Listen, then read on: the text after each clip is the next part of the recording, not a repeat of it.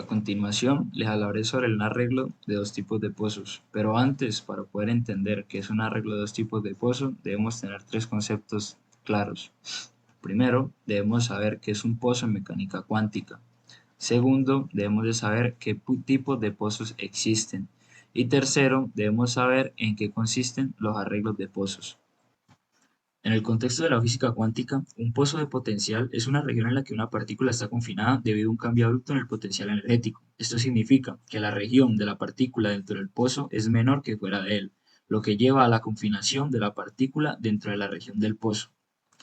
A continuación conoceremos los cuatro tipos de pozos que existen. Tenemos, primero, el pozo de potencial infinito. Este es un modelo idealizado en el que la partícula está completamente confinada dentro de una región finita. El potencial dentro del pozo es cero, mientras que fuera del pozo el potencial es infinitamente alto. Este tipo de pozo se utiliza a menudo para simplificar problemas en física cuántica. El segundo tipo de pozo, el pozo de potencial finito, similar al pozo de potencial infinito, pero aquí el potencial dentro del pozo tiene un valor finito, lo que significa que la partícula experimenta una barrera de potencial que puede penetrar, aunque con cierta probabilidad. El tercer tipo de pozo, pozo de potencial cuadrado, en este caso, el potencial dentro del pozo es constante y finito, mientras que fuera del pozo es infinito. Este tipo de pozo es comúnmente utilizado para modelar problemas en física cuántica, especialmente en la enseñanza y la comprensión de conceptos básicos. Y por último, el cuarto tipo de pozo es el pozo de potencial armónico. En este pozo el potencial es cuadrático en la posición, una aproximación útil para descubrir sistemas físicos como osciladores armónicos. Y por último, podemos entender que es un arreglo de pozos de potencial, lo cual se refiere a una disposición de múltiples pozos dentro de un sistema. Estos arreglos pueden tener diferentes configuraciones y geometrías, y pueden estar diseñados para estudiar una variedad de fenómenos físicos. Por ejemplo, un arreglo de dos pozos puede consistir en dos pozos de potencial finito separados por una barrera, o puede tener dos pozos de potencial infinito dispuestos en serie. El estudio de estos arreglos permite comprender cómo las partículas se comportan cuando están confinadas en un entorno potencialmente complejo. Debemos hablar ahora sobre el impacto de la disposición de dos pozos en las partículas de la mecánica cuántica. Son cuatro. Estructura de niveles de energía. La disposición de los pozos determina una estructura discreta de niveles de energía para las partículas confinadas en ellos. Efecto túnel. Las partículas pueden atravesar la barrera potencial entre los pozos mediante el efecto túnel, lo que influye en su transporte y comportamiento. Interacción entre pozos. Se producen interacciones entre las partículas confinadas en cada pozo que pueden ser repulsivas o atractivas y afectar la distribución espacial de las partículas. Cuarto, estados ligados. Dependiendo de los parámetros de los pozos, pueden formarse estados ligados entre ellos, lo que influye en el comportamiento global del sistema.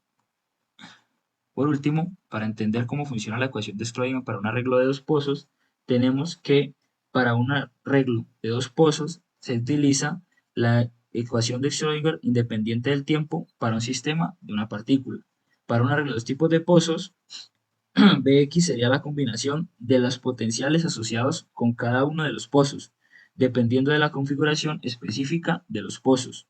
Bx podría ser una función discontinua y podría requerir el uso de diferentes potenciales en diferentes regiones del espacio. La solución de la ecuación de Schrödinger para este sistema implica encontrar las funciones de onda y los niveles de energía. A continuación, para entender mejor el funcionamiento de un arreglo de dos tipos de pozos, utilizaremos la herramienta brindada por el profesor Quantum State Apple, la cual nos permitirá estudiar y analizar cómo se comporta un arreglo de dos tipos de pozos. Para esto, el programa cuenta con una serie de funciones que nos permiten manipular los pozos. En este caso, utilizaremos el toWellArray y utilizaremos las funciones que se muestran en pantalla, el Simulation Speed, Resolution, Particle Mass, Well Count, Well Depth y Well Width, los cuales me dejan modificar la cantidad de de pozos que van a haber en nuestro arreglo, el tamaño del ancho del pozo y la profundidad del pozo.